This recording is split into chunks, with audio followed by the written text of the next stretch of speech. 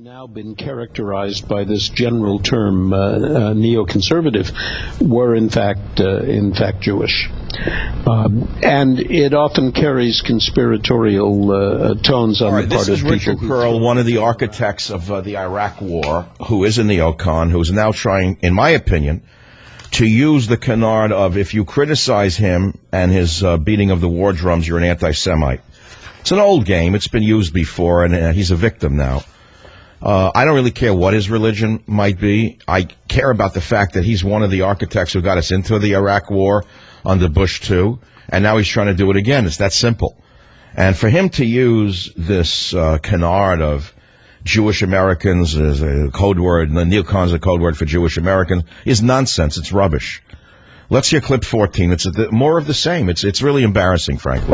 The truth is that if you Google neoconservative and you read randomly read articles about neoconservatives, you will discover that the neoconservatives themselves are almost never quoted. That is, they are not permitted to define their own views. Their views are being defined by their critics. But wait a minute. Hold it. Mr. Perle, you defined your views quite clearly when you said we should use air power against the Islamo-fascists who are invading Iraq. So you can't say that you're not saying that. You are saying that. So now you're hiding behind first anti-Semitism.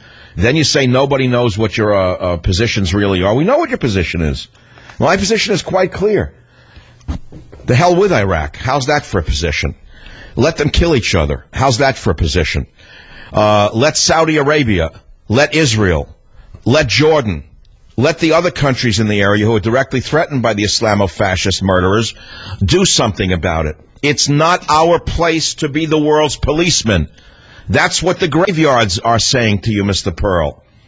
Don't the graves speak to you when you see military cemeteries in America? Don't they speak to you, Mr. Perle? How much blood is enough for this country to expend on somebody else's civil war?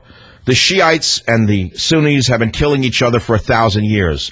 Do you actually think that bombing this wave of Islamo-fascists, who are as evil, if not more evil, than Hitler's minions, will actually stop the Shia and the Sunnis from hating each other for another 1,000 years? I don't believe so. You're a very intelligent man, Mr. Perle, and you should know by now that bombing one side of a civil war doesn't help the other necessarily. It just fuels the fire. That's one man's opinion.